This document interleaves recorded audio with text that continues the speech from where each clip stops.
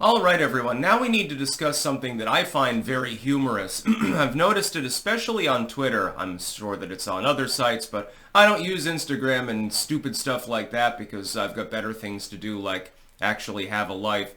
I wanted to talk about the subject. It's sort of it's not really hidden. It's very transparent.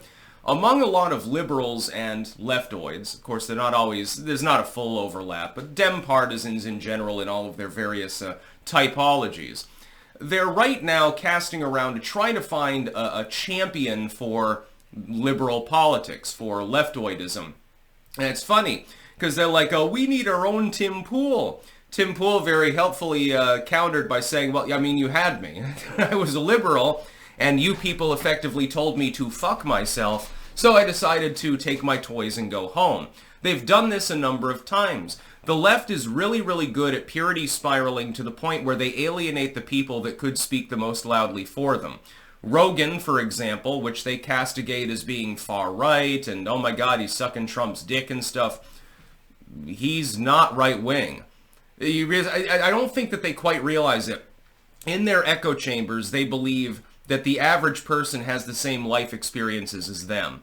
And so anyone who is centrist at all, for instance, they will have a guest aboard a podcast or a show that happens not to be part of that echo chamber. So, you know, they're to the right of Bernie Sanders, basically. They're the enemy automatically. They're castigated as an enemy. You've got like Tim Pool. He was their darling for a while. And then they decided that he had a couple of views they didn't agree with, like he doesn't want to play the gender bender game and things like that. He you know, has beliefs that are in line with reality, but their beliefs aren't in line with reality. Their beliefs are all sorts of fucked up, and so they force him out. They've done this a number of times. They've even boycotted the goddamn New York Times before. If a legacy media outlet, these are big corporations, we're talking multi-billion-dollar corporations in some cases, if they release one single op-ed by Rudy Giuliani or something like that, all of a sudden they're the devil and you need to boycott their news publication. What the left has done systemically for a number of years now is alienate all of the people who otherwise would be willing to speak out in some cases for many of the things that they believe in. For example, I align more with the left on gay rights. Yes, I know. There's some people like, well, the conservatives, they're saying normal gay men. It's okay. I don't have a problem with gay people. I've never had a problem with gay people. They want to get married. I don't give a fuck. I do not believe that Satan is going to pop out of the ground and begin a millennial reign simply because two dudes are kissing. I just don't care. And by the way, neither do you if they happen to be female. I'm just pointing out there is a little bit of a double standard there. The same dude that preaches about the evils of homosexuality is watching lesbian porn, for example. And it's quite nice, actually. But beyond that, there are other issues on which I agree predominantly with the left. For instance, I'm pro-choice. I run up against members of my own audience about that. I don't mean Ralph Northam pro-choice. I'm not talking about third trimester partial birth abortions. But I believe that a woman should be able to make her own medical decisions. In the first 8 weeks of pregnancy, it's a chemical abortion. It has nothing to do with surgery or anything like that anyway, and I don't understand how a sane person can believe that the government's going to be able to regulate that out of existence when the United States borders Canada and Mexico, where you can pretty much get anything done as long as you're willing to pay the price. But that being said, when I look at the more broad plethora of views, so guns, taxes, and stuff like that, I align more with the right wing.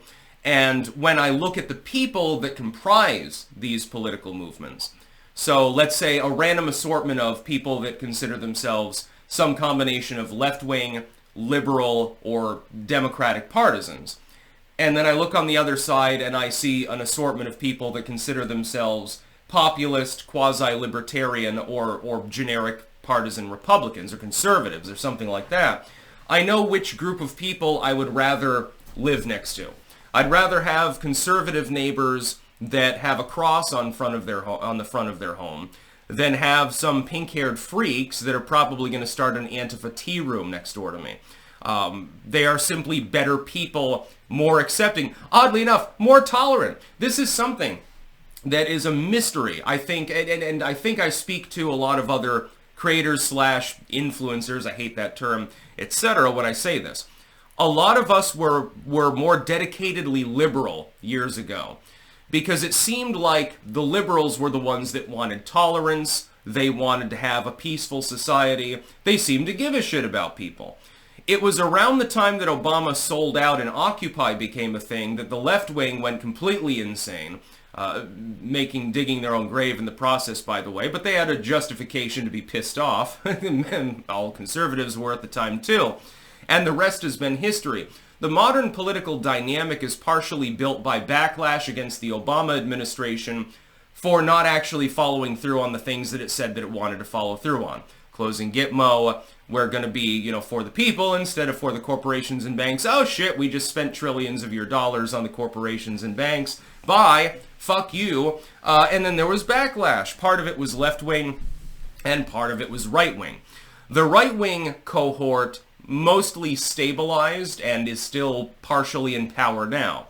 The left-wing cohort went apeshit, alienated the people that could have spoken for them because they purity spiraled. Their problem is that they would fixate on certain issues and say, if you do not have my exact beliefs on this particular issue, you are my enemy. You're far right, you're a Nazi, you're a fascist, you're basically Mango Mussolini and stuff like that. Trump, I think, is arguably part of this group. Donald Trump is not a right-winger. Donald Trump sounds like a standard 80s politician, like a Reaganite, basically. That's not far right. There's nothing far right about it. Oh my God, I froze government spending for 6 months. What a terrible disaster. It's not far right. Hey, I don't want the latest level of gun control to pass. Oh my God, again, how terrible. I want to marginally lower taxes for people that do self-employed or gig work or something like that. These are not far-right positions. They're popular positions. I want to have a border. I want to actually dedicate the police to solving actual crimes and leave alone these weed smokers. Kamala would have gone after them, by the way. Big victory for I should be able to smoke this fucking plant crowd.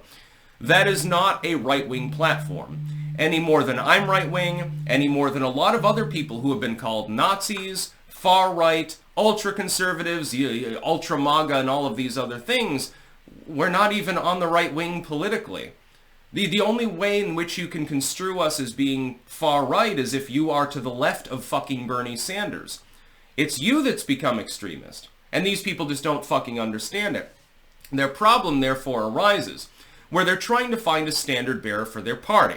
They're trying to find that influencer. And by the way, if you're Sisson or Dabrowski or Brooklyn Dad or one of these others, getting passed over and being called ineffective, pathetic, and weak, it must really hurt their goddamn egos, because their egos are more bloated than their soy-filled foreheads. That's number one. Number two, they don't have anyone. The problem is the Democratic Party right now in general, and the liberal movement in specific, doesn't have a leader. You don't have anyone. Biden's on his way out, not that he was a leader anyway. Kamala lost. I mean, you can suck Gavin Newsom off if you want to, but he's basically a neolib, so I don't know why you'd want to. You've got Hochul and Whitmer and a couple of these other people, I guess, but in the political sphere, you got basically nothing right now lined up for 2028. I have a feeling that the Democrats are going to try to dark horse it. They're going to try Obama 2.0. They're going to get some young senator or governor, somebody like that who happens to have a D after their name, let him deliver a soaring speech, and they're going to jury rig them in. That's who I think the candidate will be for the Democrats in 28. I don't think it'll be Newsom. I don't think it'll be Whitmer, etc. I think it'll be a dark horse candidate. They're going to try to Obama it again. As far as their influencers, probably what they're going to try to do is pay people off. They're going to try to astroturf them. They'll offer them lucrative amounts of money to say, well, I've had a change of heart. I voted for Trump, but now I don't like Trump anymore. Not for any real reason, but because you're paying me money. And so I'll talk to my audience. That's what they're going to try to do. They're going to roll over all that fucking corporate money that they've got to try to astroturf and make it seem like there's some organic movement of people that are against Trump who voted for him and stuff like that. This will happen. It's very predictable. Their strategy couldn't be more transparent. They just don't like to talk about it. So they're searching for a champion because, they alienated them all. That's the whole point. They alienated the Tim Pools of the world. They alienated the Joe Rogans of the world. They tried to silence them for years and years, censor them, demote them, algorithmically distort search results online, working hand in hand, by the way, again, with mega corporations. And then they're wondering why these people don't support them anymore. Oh, how dare you? Oh, you spoke a kind word about something that Donald Trump did. That makes you a Nazi. Well, when you take up that line, you've created an awful lot of Nazis now, haven't you? A supermajority of the population, according to you, is basically ready to march down the streets wearing brown shirts. And this now includes a significant proportion of male Latinos. So I think that it's your worldview that's a little bit fucked up. I think that it's the liberals who need to do some house cleaning. And the handful of prosaic ones that are suggesting this, they're getting called Nazis too. Another wave of people with sanity, to at least some degree, who would be capable of maybe speaking for you and for your movement, but you have alienated them. They're making exactly the same mistake now that they've been making for over a fucking decade. And then they wonder why they lose. Well, no shit, Sherlock, I wonder. That's about all. Peace out.